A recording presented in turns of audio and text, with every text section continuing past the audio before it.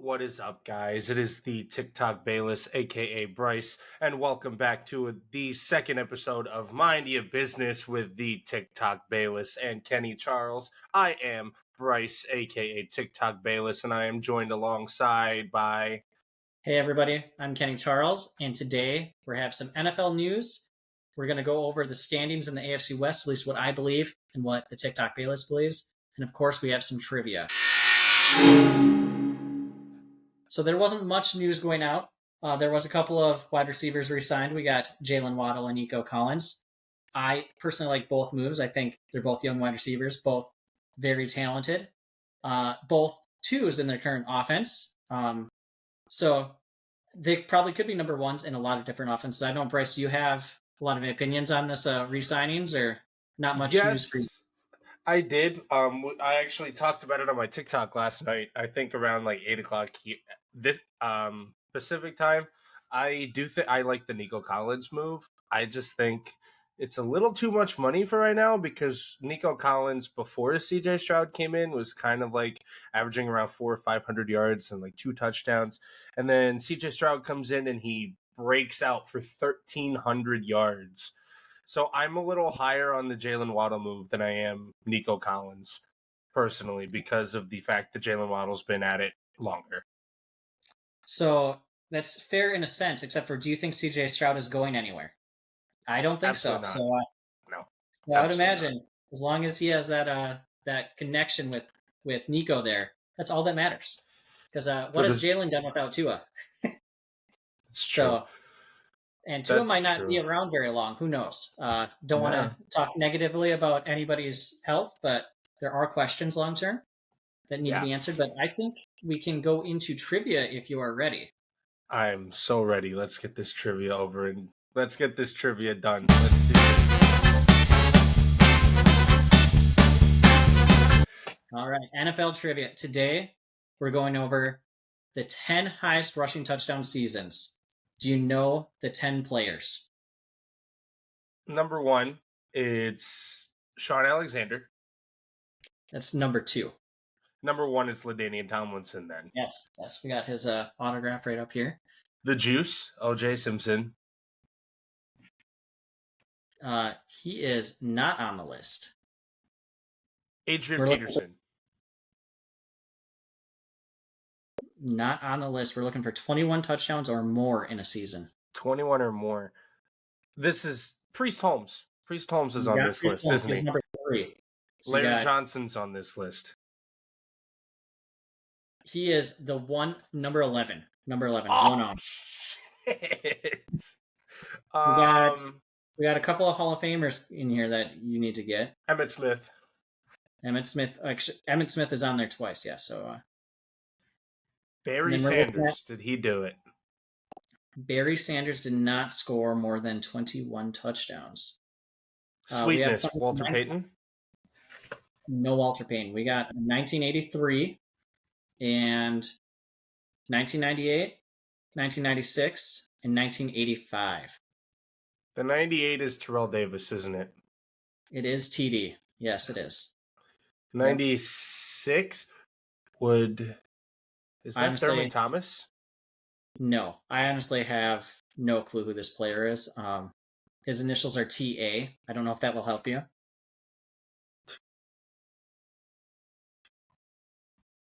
He played for the Washington team.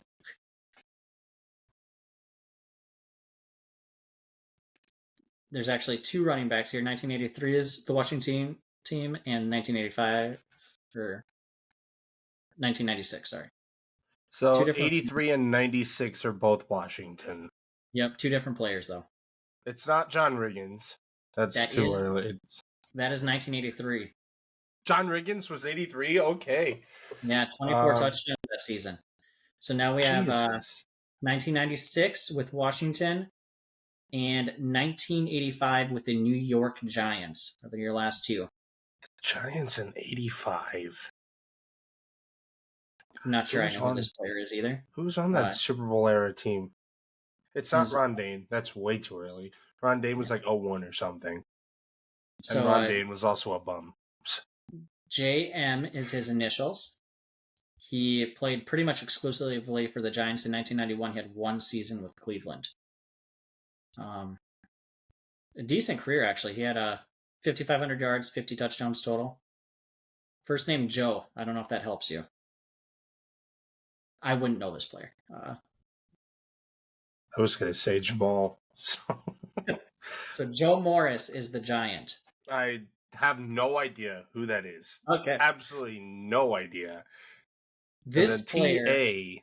T.A., he played for the Vikings from 91 to 94, then for the Washington, at the time, Redskins from 95 to 98, and then one season in each New England, New Orleans, and the Baltimore Ravens. Career stats are actually pretty good. He had 8,600 yards and 73 touchdowns, but I still had no idea who this player was. Only one Pro Bowl appearance. T.A.? Yep. First name Terry. Can you get the last name? Anderson? No. Allen. Terry Allen. I have no idea who that is. When you said Ravens, I said Jamal Anderson, but I'm like, or Jermaine Lewis, Jermaine Lewis, but it can't be Jermaine Lewis because Jermaine Lewis is like the all-time all-purpose yards leader in NFL history. So it can't be him then. Yes. Yeah, I mean, a little harder this week than last week. It was. I was surprised by a couple of people on the list because there's a lot of names right on that back end of that list. We have Larry Johnson, Earl Campbell, Raheem Mostert actually just recently, Jonathan Taylor, AP, Marshall Falk. Just missed that cutoff, which would have been a lot easier names to get, but still a lot of fun. I liked it a lot. And now we get to go to the AFC West.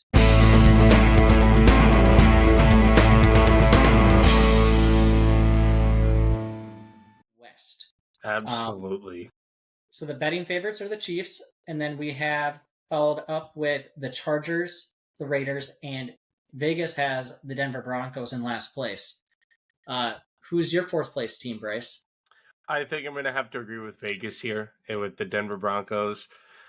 We've seen the Denver Broncos since 2016 after Peyton Manning retired and them not being able to figure out their quarterback situation. But it looks like I think they finally figured out their quarterback situation with the GOAT, Zach Wilson. No, I'm just kidding. Bo Nix, I think, is going to be a lot better than people give him credit for. Yes, he's an older rookie, but you've seen that he can win at a high level. He went toe-to-toe with Michael Penix last year in the Pac-12 championship. We've seen that Bo Nix has experience. Bo Nix, with a clean pocket, is going to excel, and he is the perfect Sean Payton quarterback. But, however, there are too many holes. I don't think their receiving core is good enough. Their offensive line is suspect. Their defense isn't good anymore. It's not the early 2010s Denver Broncos. Fourth place is very nice and sound for the Broncos right now, but there is some optimism for future years. We're just talking about this year alone. I am going in a very different direction. We have two Charger autographs up here, and I am going with the team that is supposed to be the second place, the Los Angeles Chargers. The only player that they have on their team that is worth anything on offense, in my opinion, is Justin Herbert, and he is physically outstanding. His ability is out of this world. That said, do we know what his record is as a starter? Do you know what his record is as a starter? I think he is like 28-28 or something. 30-32. He's a losing record as a starting quarterback with Keenan Allen, with Austin Eckler, with Mike Williams. I am not sold on his ability with Quentin Johnson. Is that who we're gonna throw the ball to? DJ Chark is their number one. Maybe Will Dissly. Woo! And then we got a Achilles recovery, J.K. Dobbins. Maybe his former backup, Gus Edwards. I just don't believe in that offense to do a lot, and we know Derwin James, great. That defense, this might be the most injured team in the NFL, and all their stars continue to get injured year after year. I'm certainly not expecting much from the Chargers this year. I think it's going to be tough, especially if they want to run the ball and take the ball out of Justin Herbert's hands. He's the only player that can do anything. So I'm guessing you'll have a little different opinion where the Chargers are. but Yeah. obviously you do. We'll see where you end up with them and what excuse you give Justin Herbert to be better than fourth place. But third place, I will go with the Denver Broncos. They, like you said, a lot of optimism in the future. The one thing I do like about that team, though, is they have a second year with their head coach. I think that defense can be outstanding if given the chance. So they just need a little more consistency from the quarterback play.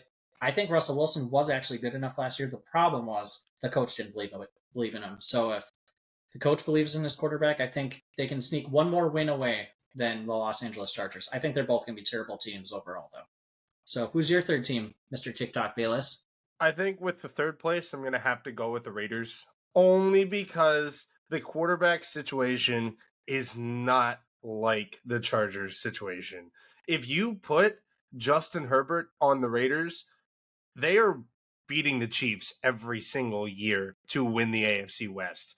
But the problem is they haven't had a consistent quarterback since 2003 with Rich Gannon. Derek Carr was not the guy. And we've seen, yes, Gardner Minshew is a nice placeholder. Aiden O'Connell's a nice placeholder. But this team has not had a reliable quarterback consistently since 2003 when they lost to the Bucks in the Super Bowl. But Devontae Adams is nice. I do like Jacoby Myers. The loss of Josh Jacobs is going to hurt the Raiders. I don't care what people say. Josh Jacobs was better than people think he is, and that defense is still suspect. That defense is horrible. Horrible. That defense is horrible. Yes. I I have a hard time picturing Max Crosby as horrible, or we got Christian Wilkins from Miami as horrible. So I have them as my second place teams. We also got Jack Jones from New England. So I think that defense will be improved over last season. They got a couple of pieces. Brock Bowers should be an amazing tight end.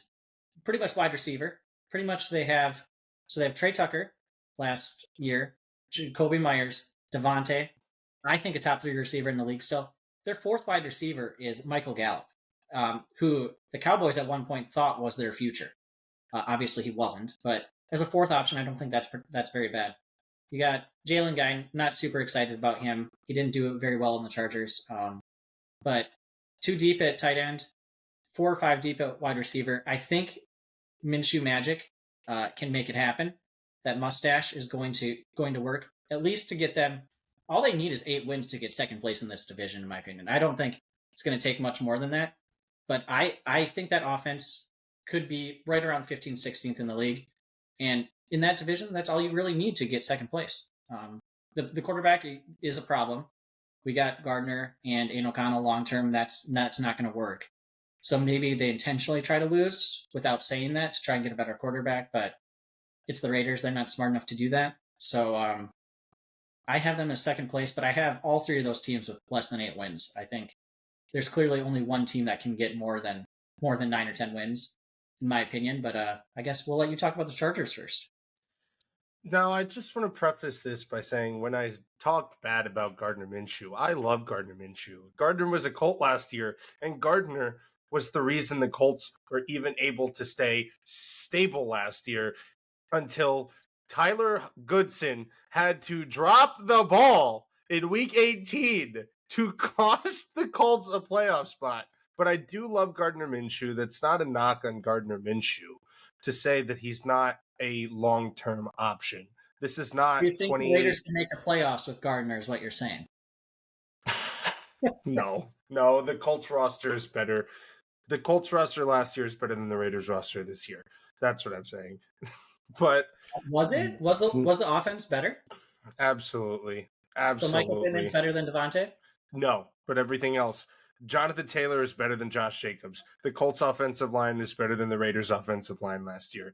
The Colts defense is leaps and bounds better than the Raiders defense last year. I don't know about leaps and bounds, but I think that the wide receiving core and the tight ends are clearly better for the Raiders than what they are for Indianapolis.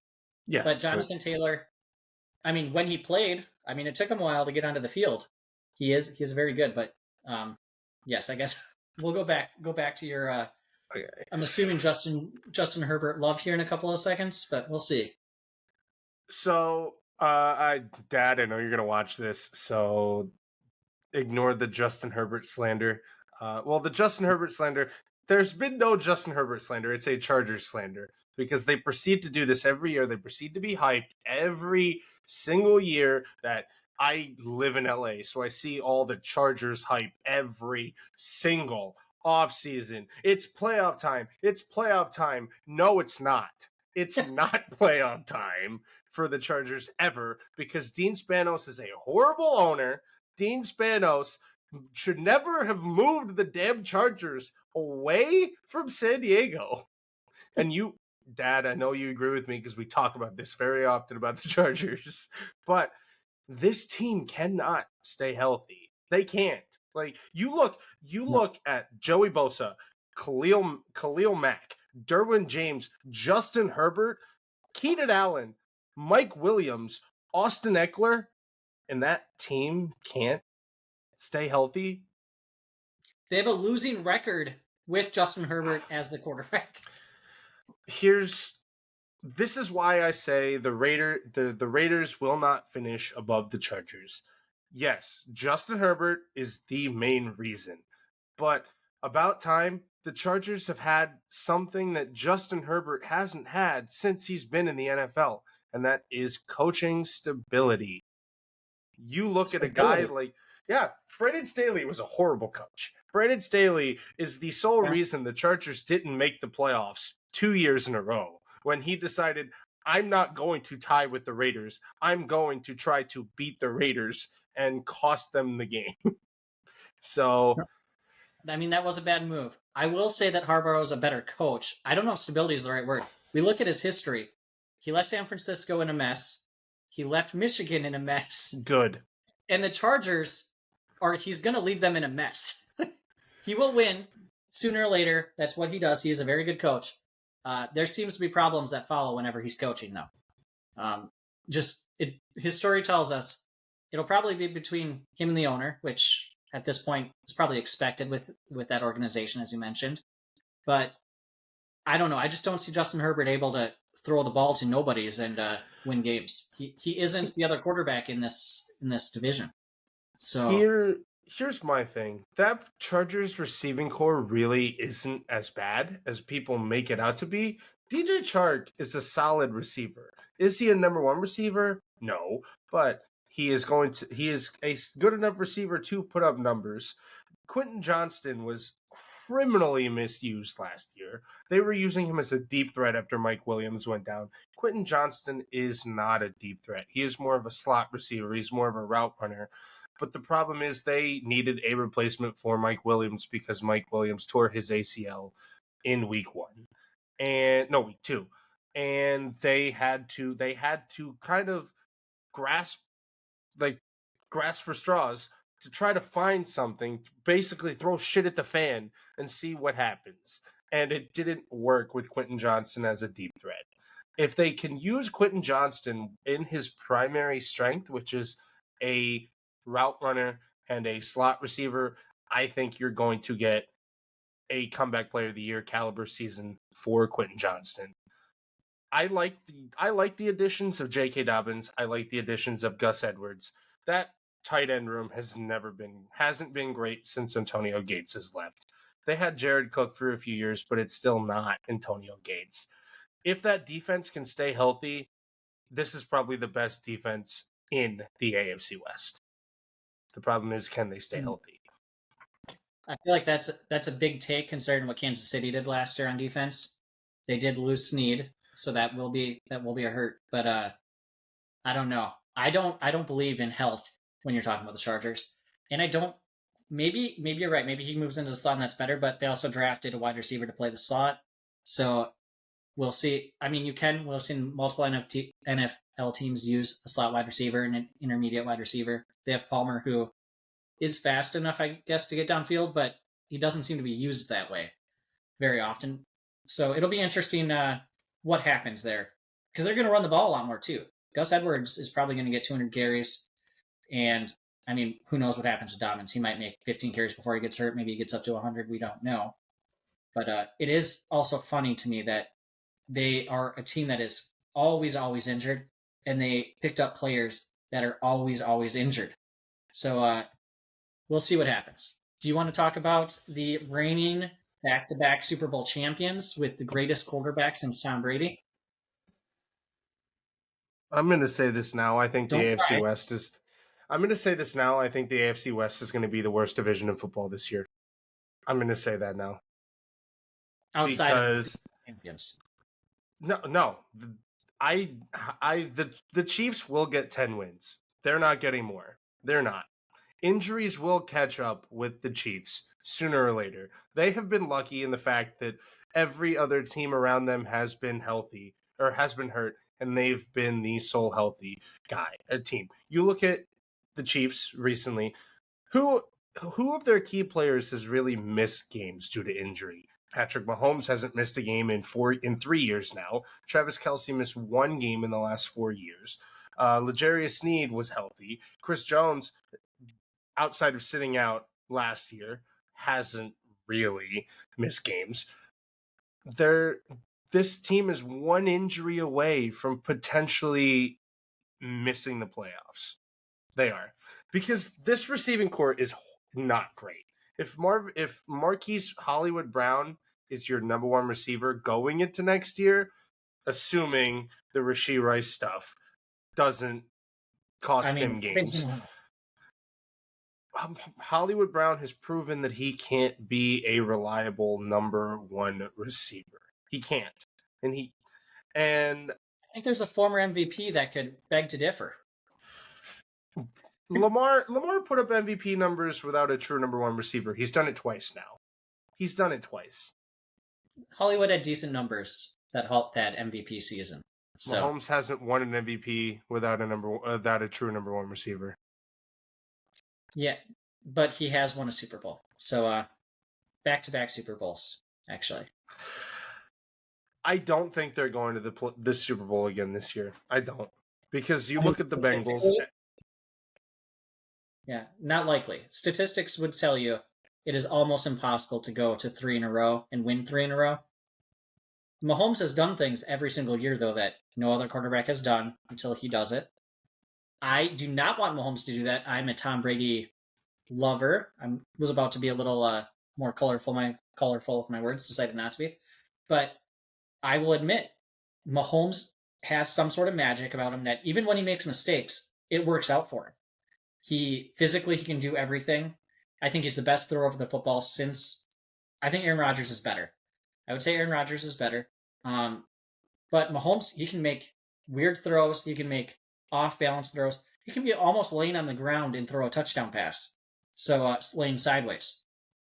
And we were lucky that the last time that they had significant injuries while they were playing Tom Brady, that he was running away from every single defender, and Tyreek Hill forgot how to catch the football, because Tom Brady might have lost that Super Bowl if the receivers learned how to catch or remembered how to catch. I So don't know. That game was 31-9. I think Tyreek that Hill game was dropped 31-9. 3 or 4 massive balls, 2 in the end zone.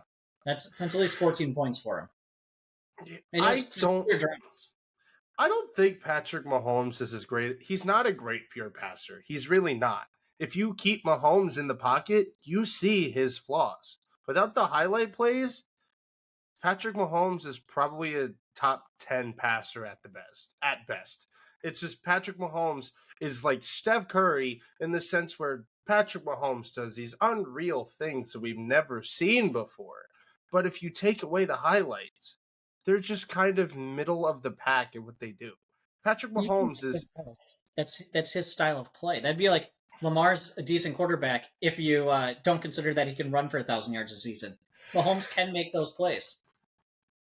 So, but who's a better quarterback, Justin Herbert or Patrick Justin Mahomes? Herbert. Justin Herbert is a better passer, and that's what I look at for quarterbacks. I don't look at highlights. I look at pure passer.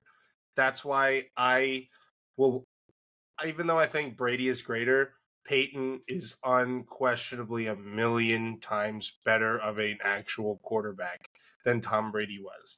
Because, yes, Tom Brady won, so did Patrick Mahomes, but you look at guys like Justin Herbert, Peyton Manning, Aaron Rodgers, who are probably the 3 or 4 three of the four best pure passers we have ever seen in the history of the NFL, not named Dan Marino. I think Manning didn't have the arm that Herbert and Rodgers has. I would say Manning's arm was probably just average. His intellect, I think, is what set him apart. But I think when you think about Herbert, maybe he has the skills. He reminds me, we did this last week, Jameis Winston to Brett Favre. Herbert is the first decade of Matthew Stafford. Sucks at winning, great at statistics, looks magical. In 10, 12 years, if Herbert doesn't win, he'll be just a fringe, high-quality stats padding player. That's what Stafford was. If Stafford didn't win that Super Bowl, nobody would consider him as even a chance to get in the Hall of Fame. So Herbert's not on a very good trajectory that way. I think that's a very good comp. Physically very gifted, put up a lot of stats, can't win the football games. So yeah, but Dan Marino was kind of viewed that way too. Granted, Dan Marino never won, but people look at Dan Marino now as he did get an MVP, arguably the greatest quarterback. MVP in a Super Bowl. Herbert hasn't got close to either of those. Super Bowl appearance, not Super Bowl win, obviously. But if Herbert wins a couple of MVPs, yes, maybe he'll be looked at differently. But I don't know. I don't have high hopes for that. I think as long as you're in Mahomes' shadow there, you're in trouble. I just want to say one thing to Broncos fans. Fuck John Elway. I don't care. That game John Elway could have never existed, and I would have been happier. That's going to do it, guys, for this episode. If you enjoyed, you know what to do. Leave a like, comment, subscribe, and if you don't like our sports takes, you can mind your business. Thank you, See you guys everybody. next week. Peace.